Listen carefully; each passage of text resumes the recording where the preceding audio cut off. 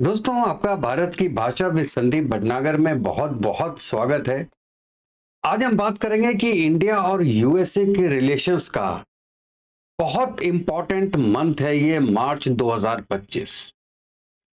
दो बहुत बड़े नेता यूएस के इंडिया की यात्रा पे होंगे और बहुत इंपॉर्टेंट मीटिंग्स और कॉन्फ्रेंसेस वो अटेंड करेंगे दोस्तों। हाँ, मैं बात कर रहा हूं तुलसी गाबार्ड और जेडी वैंस की। इनके क्या शेड्यूल हैं, कौन कौन सी मीटिंग्स वो अटेंड करेंगे और उनके इंडिया में विजिट का ड्यूरेशन क्या होगा और क्या वो हमारे प्रधानमंत्री नरेंद्र मोदी से मिलेंगे, इन सब की जानकारी मैं दूंगा। और उसके पहले मैं आपसे रिक्वेस्ट करूंगा कि जिसने भी मेरे चैनल को अभी तक सब्सक्राइब नहीं किया है वो प्लीज मेरे चैनल को लाइक कीजिएगा, सब्सक्राइब कीजिएगा और बेल आइकन जरूर दबा दीजिएगा और शेयर कीजिएगा। दोस्तों, अपने कमेंट्स मुझे जरूर लिख के भेजिएगा। तो ये जो एक नया चैप्टर खुलने वाला है इंडिया और यूएस के रिलेशंस का, इसकी नींव तभी पड़ गई थी जब प्रेसिडेंट ट्रंप यूएसए के प्रेसिडेंट बने थे और उन्होंने अपनी टीम में काफी इंडियन ओरिजिन के लोग लिए थे। उनमें से जो इंपॉर्टेंट नाम है वो है काश पटेल, कपूर और तुलसी गाबार्ड। ये ऐसे नाम हैं जो कि बहुत इंपॉर्टेंट हैं। उसके अलावा मार्को रूबियो, माइक वॉल्ट्स, ये बहुत प्रो इंडियंस माने जाते हैं। इवन उन्होंने जेडी वैंस को चुना जिनकी वाइफ इंडियन ओरिजिन की हैं, तो कहीं ना कहीं इंडिया से उनका भी कनेक्ट तो है ही ना। कहते हैं कि जो दोस्ती होती है, साझेदारी होती है, वो दोनों बराबर के पार्टनर्स में होती है या कुछ गिव एंड टेक के बारे में होती है कि आप हमें कुछ दीजिए और हम आपको कुछ देते हैं। तो यूएसए को आज के दिन में ये लगता है कि इंडिया उनको कुछ देने के कगार पे है, वो उस लायक है कि अमेरिका को कुछ दे सके। क्या दे सकता है?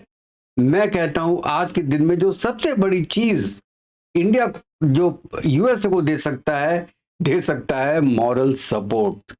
आप मेरी बात सुन के हंसेंगे, लेकिन नहीं। इस समय जो टैरिफ पॉलिसीज हैं यूएस की, उसके रीजन से जो भी यूएस के फ्रेंड्स हैं वो एक तरीके से फो बन चुके हैं। उनको अमेरिका से डर लगने लगा है। पूरा Europe, UK, Russia, China, Mexico, Australia, Japan, जितनी भी कंट्रीज हैं जो अमेरिका को के सामने अपने को देखती थी कि अमेरिका है तो हम सेफ हैं, वो आज कह रही हैं कि अमेरिका है इसलिए हम सेफ नहीं हैं।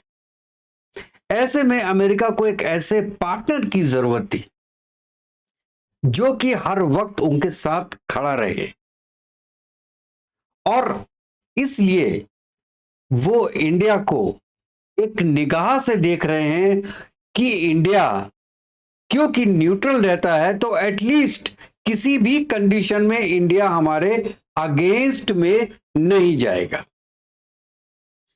और इसीलिए जो जेडी वैंस हैं वो मार्च के लास्ट में इंडिया का विजिट करेंगे और वो अपनी वाइफ के साथ आएंगे।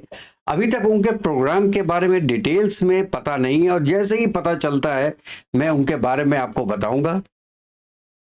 और उसके साथ वो 2 या 3 दिन का इनका दौरा होगा 27, 28, 29 के आसपास, ऐसा सुनने में आया है, लेकिन कोई कंफर्मेशन अभी तक नहीं मिली है।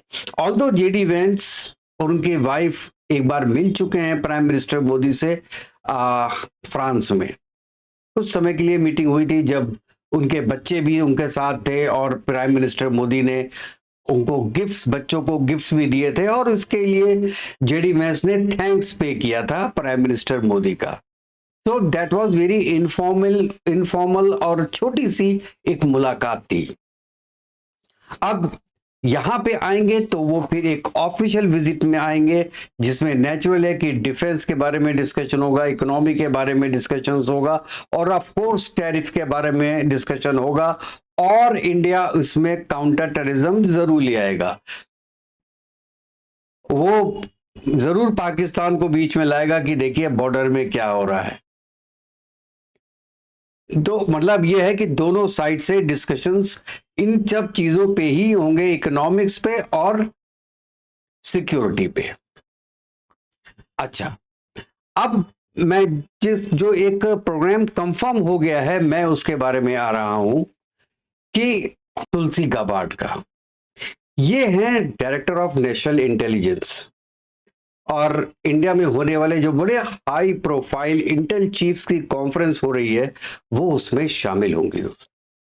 और ये मीटिंग 16 से 17 मार्च को दिल्ली में होने वाली है, और इसके जस्ट बाद होती है रायसीना डायलॉग, जो कि जियोपॉलिटिक का बहुत बड़ा प्लेटफॉर्म है, और उसको हेड करते हैं हमारे EAM डॉक्टर जयशंकर। अच्छा, इसमें ये इस बार की जो कॉन्फ्रेंस है वो इसलिए खास होने वाली है कि इसमें काफी इंपॉर्टेंट कंट्रीज के जो इंटेलिजेंस चीफ हैं वो पार्टिसिपेट कर रहे हैं, और फॉर माय सरप्राइज उसमें कनाडा के जो इंटेलिजेंस चीफ हैं डैनियल रोजर्स, वो भी आएंगे। अच्छा, MI6 के यूके के MI6 जो है उसके जो चीफ हैं रिचर्ड मूर, वो भी आएंगे। उसके अलावा रशिया का रिप्रेजेंटेशन उसके अंदर होगा, और कंप्लीट G7 कंट्रीज का रिप्रेजेंटेशन एंड वेस्टर्न कंट्रीज का रिप्रेजेंटेशन उसके अंदर होगा। तो ये बहुत बड़ी कॉन्फ्रेंस इंडिया में होगी, जो कि हर साल होती है, लेकिन इस बार इसमें 4 चांद इसलिए लगेगा क्योंकि इसमें माइक वॉल्ट्ज भी होंगे जो US के NSA हैं, प्लस तुलसी गाबार्ड होंगी जो कि नेशनल इंटेलिजेंस डायरेक्टर है। दोनों उसमें पार्टिसिपेट करेंगे। इसका मतलब है कि इंडिया को बहुत सीरियसली ले रहा है अमेरिका आज की डेट में, कि 3 बड़े उनके लीडर्स आप बोलिए वो मार्च के महीने में इंडिया में होंगे। माइक वॉल्ट्ज का नाम मैं इसलिए ले रहा हूं क्योंकि उनका नाम लिस्ट में है, जो कि इंटेलिजेंस की जो मीटिंग होगी उसके अंदर उनका नाम है। So 100% he will be coming and attending for that particular reason. Dialogue में तुलसी गाबार्ड का एक स्पीच होगी। ये देखने में छोटी चीज लगती है दोस्तों, लेकिन ये बहुत बड़ी बात है कि USA की NIA इंडिया में विजिट करती है। US का वाइस प्रेसिडेंट 12 साल के बाद इंडिया में आता है। 12 इयर्स जो US का कोई भी वाइस प्रेसिडेंट हो वो इंडिया में नहीं आया है, वो इंडिया में आना, और 3 महान हस्तियां एक साथ इंडिया में आना, ये संयोग नहीं है, ये प्लान्ड वे में की गई चीज है। और इसकी बुनियाद जयशंकर साहब जब US में थे दिसंबर में तो रख दी गई थी। जो हमारे सुब्रमण्यम साहब बोलते हैं कि वो क्या कर रहे थे, मोदी के लिए अपॉइंटमेंट लेने के लिए 1 हफ्ते लगा दिया उन्होंने। वो अपॉइंटमेंट नहीं ले रहे थे, वो ये काम कर रहे थे। मोदी जी तो वैसे ही किसी के इनॉग्रेशन में जाते नहीं हैं। अब पता चल रहा है कि जयशंकर साहब जो 1 हफ्ते पूरे दिसंबर में US में रहे थे वो किस लिए रहे थे। और एक बात आपको बता दूं कि जितनी भी ऐसी हाई लेवल की मीटिंग्स होती हैं वो 1-2 दिन में तय नहीं होती हैं, महीनों का होमवर्क होता है इन मीटिंग्स में।